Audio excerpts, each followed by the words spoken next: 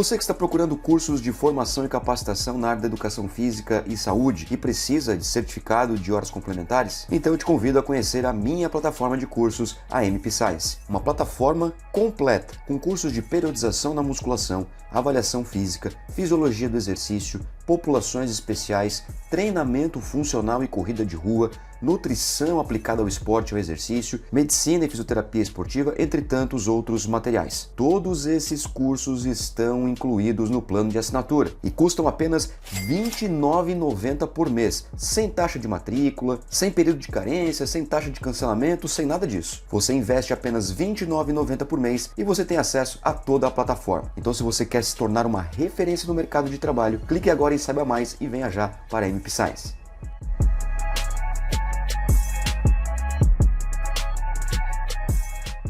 Fala pessoal da MP Science, tudo bem com vocês? Sejam bem-vindos a mais uma aula do curso Musculação 360. Vamos continuar nessa pegada de estudar o supino e suas variações e também aí a relação que se tem desse tipo de exercício com a estimulação de diversos músculos, como o próprio peitoral, o tríceps braquial, o deltoide e assim por diante. Bom, neste artigo aqui publicado por Muyor e colaboradores, eles fizeram algo bem interessante, que foi comparar não a inclinação do supino, mas sim os tipos de, entre aspas, pegada do supino. Isso que foi bem interessante. Eles utilizaram inclusive aí um exercício que na verdade nós prescrevemos mais para o tríceps braquial do que propriamente para o peitoral. Isso, claro, dentro de uma prescrição mais clássica, dentro de uma estrutura de prescrição. Mas é claro que a gente vai ver isso aqui de acordo com a literatura científica publicada por esses autores aí, beleza? Bom, participaram do estudo 20 homens jovens e treinados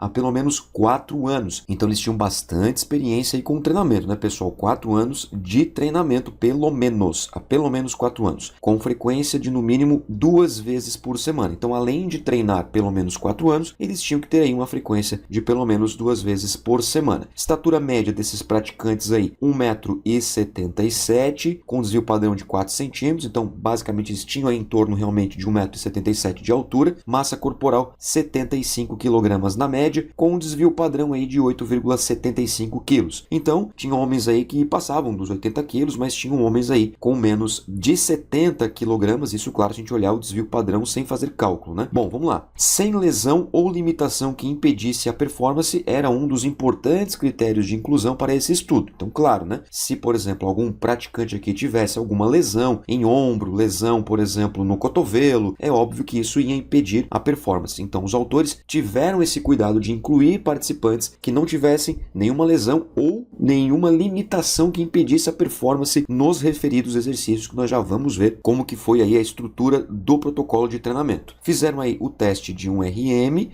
né, justamente para poder fazer aí a prescrição com base em uma porcentagem submáxima, ou seja, uma porcentagem abaixo de 100% de um RM, e os tipos de supino foram esses que vocês estão vendo aí na tela agora. Na figura A, vocês podem ver aqui, ó, que tem 2 tipos, na verdade, de supino, né? Nós temos aquele supino em que a pegada é 50% da distância biacromial. Eu expliquei isso no vídeo anterior, né? O que é essa distância biacromial entre os 2 acrômios, que isso é feito por meio de um paquímetro, mas basicamente a gente utiliza aí com as mãos um pouco mais para dentro, mais próximo ao eixo central do corpo em relação aos acrômios. Esse aqui é o exercício que eu falei para vocês agora há pouco, que a gente prescreve mais para o tríceps. Até inclusive a gente chama isso aí de tríceps supinado. Alguns chamam de supino fechado. Eu não gosto tanto de supino fechado. Prefiro, na minha opinião, tríceps supinado, justamente porque o foco vai trazer aqui para o tríceps, né? O exercício vai trazer mais para o tríceps e as mãos estão mais próximas ao eixo central do corpo, em que a posição das mãos é 50% da distância biacromial. A outra que você está vendo aqui na imagem, né, é a clássica, o supino clássico, 150% da distância biacromial, que eu também expliquei no vídeo anterior. Então os autores usaram essa mesma imagem aqui para explicar no artigo científico. Essas imagens estão no artigo científico, 50% da distância biacromial e 150% da distância biacromial. As outras formas de análise foram essas aqui que vocês estão vendo, ó, na figura B, em que a pegada ela é pronada, feita numa máquina, né, uma máquina de supino sentado, também assim chamado, eu também gosto de chamar dessa forma, supino sentado. Não é a máquina de voador, tá, pessoal? Não é o fly, não é o pec deck. O pec deck é um exercício monoarticular, esse aqui é multiarticular. Nós temos aqui o cotovelo e o ombro participando destes movimentos. aqui na figura B com a pegada com a mão para baixo, ou seja, pronada, e aqui na figura C com a pegada neutra. Ambos são supinos, ou seja, são exercícios multiarticular. Exercício que envolve a articulação do cotovelo e a articulação do ombro, como vocês podem ver na imagem, né? Extensão e flexão de ombro e cotovelo. Aqui nessa imagem eu gosto de trazer aqui também isso aqui, que é muito importante, ó. É um RM,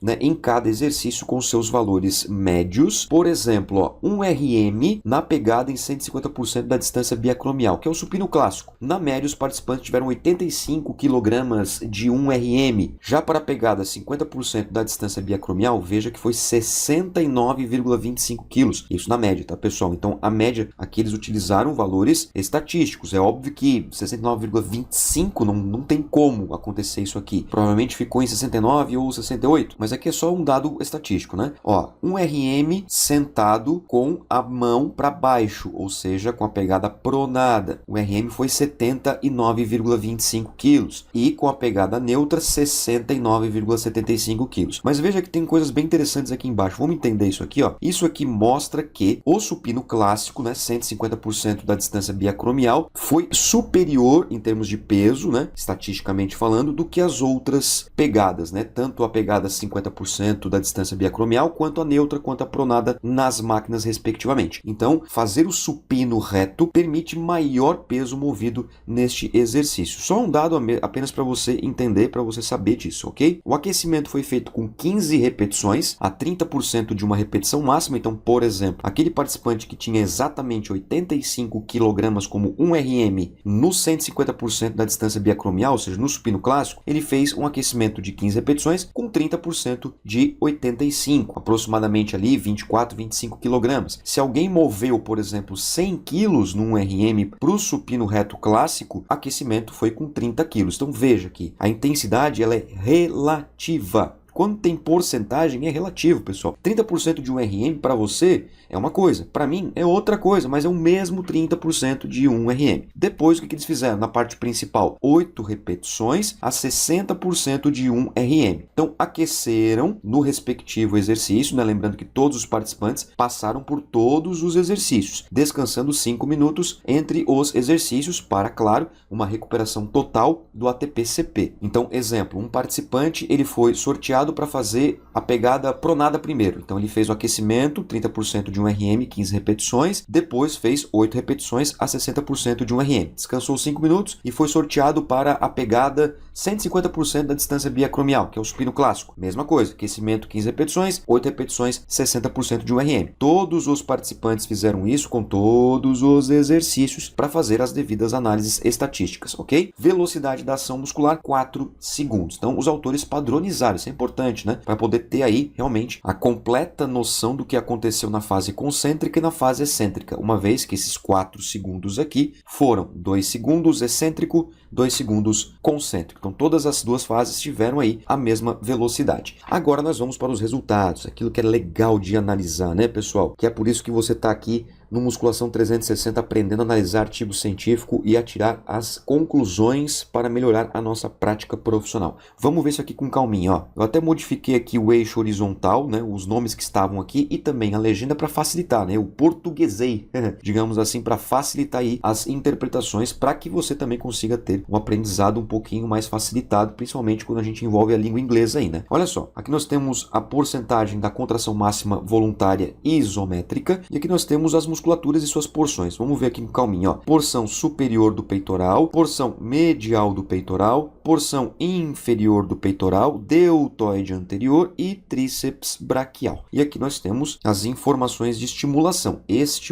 né? Ativação medido aí por eletromiografia. Aqui nós temos a legenda, ó. Na cor azul mais escura, nós temos o supino reto, o clássico, 150% da distância biacromial. O supino reto clássico com barra. O tríceps supinado, foi assim que eu chamei, achei melhor até para você saber de imediato a diferença entre os dois aqui. Tríceps supinado é aquele fechadinho, 50% da distância biacromial, lembra lá, né? Essa cor aqui mais bege, não sei se isso é um bege, mas vamos usar aqui um cinza claro, talvez, né? Um supino sentado pegada pronada, ou seja, lá na maquininha, sentado com as mãos para baixo. E na cor azul mais clarinha, supino sentado com a pegada para dentro, pegada neutra. E aqui nós temos, né, como que foi a ativação dos músculos e suas porções em relação ao tipo de exercício. Ó, exemplo aqui. Veja que para a porção superior do peitoral, nós tivemos um destaque no supino sentado com a pegada neutra. Então, a ativação do peitoral superior, ela foi maior estatisticamente falando, é o que está mostrando aqui esse asterisco, comparado a quem? Comparado a este azul na cor mais intermediária, na cor mais escura, né? Que é o supino reto. Então, na porção superior do peitoral, o supino sentado com a pegada neutra para dentro ativou mais o peitoral superior do que o supino reto. Só que isso não foi superior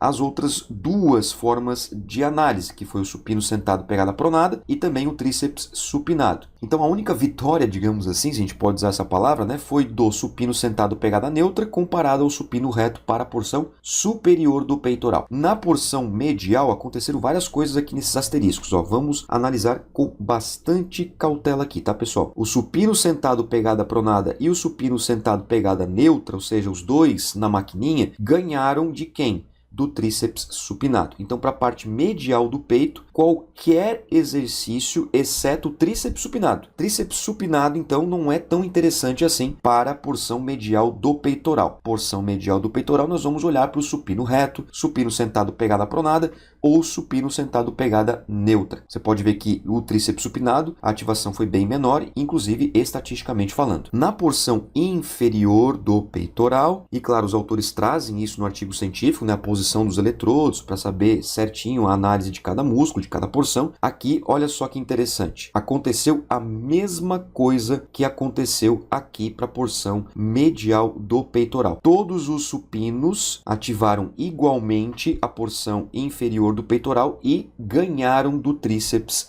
supinado. Então, tríceps supinado não é interessante para a porção medial e para a porção inferior do peitoral. Os outros supinos, sim. Os outros tipos de supino, pode mandar bala, que a ativação do peitoral medial e do inferior serão igualmente estimuladas. No deltoide anterior, veja que não tem nenhum asterisco, tá vendo? Ó, nada aqui significa o que então? Que tanto faz. Qualquer tipo de estratégia, naquelas condições, tá, pessoal? 60% de um RM, 8 repetições, 4 segundos de velocidade de ação muscular em homens jovens e treinados. Você tem que analisar toda a condição que foi feito. Não dá para extrapolar isso para mulheres sedentárias, por exemplo. Não tem como a gente fazer isso, tá? A ciência não permite fazer isso. Até porque seria um descuido científico fazer isso. Mas veja, ó, que não tem nenhum asterisco. Significa que deltoide anterior ele é igualmente ativado em todos os tipos de supino, tríceps supinado, enfim. Braquial não, ó, tá vendo? Ó, tríceps braquial, o que aconteceu? O tríceps supinado ativou mais o tríceps braquial comparado ao supino reto. Simples assim. Em relação aos outros tipos de supino,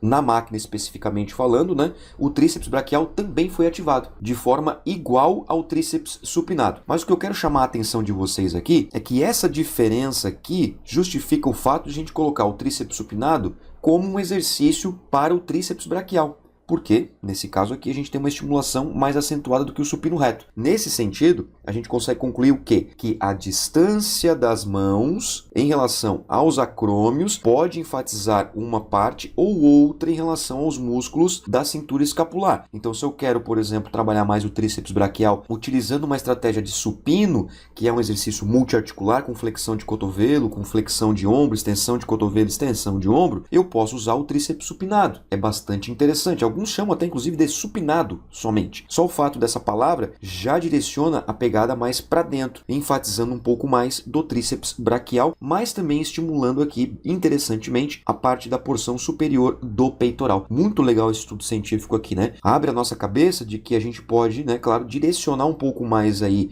a qualidade do movimento, a gente pode direcionar o que a gente quer em relação às porções do peitoral, a gente pode já raciocinar que tanto faz o tipo de exercício nesses 4 que foram investigados. O deltoide, ele vai ter uma ativação similar, ou seja, isso aprimora a nossa prescrição e abre um leque maior de prescrição do treinamento, principalmente quando os alunos vão avançando, porque daí a gente pode trabalhar também com essas diferenças de angulações, como mostrei no estudo anterior, e também de pegadas, entre aspas, né? São os hand grips do inglês, para que a gente possa melhorar aí os resultados dos nossos alunos. Esse artigo científico você já sabe, né? Você da MP Science que já sabe. Está no material complementar, exclusivo para assinantes da MP Science. assim como a interação diretamente comigo por meio das suas perguntas somente para assinantes da MP Science. Então, se você tiver alguma dúvida, deixe nos comentários que com certeza eu vou responder com muita atenção. Beleza? Um forte abraço, bons estudos e até o próximo vídeo. Tchau!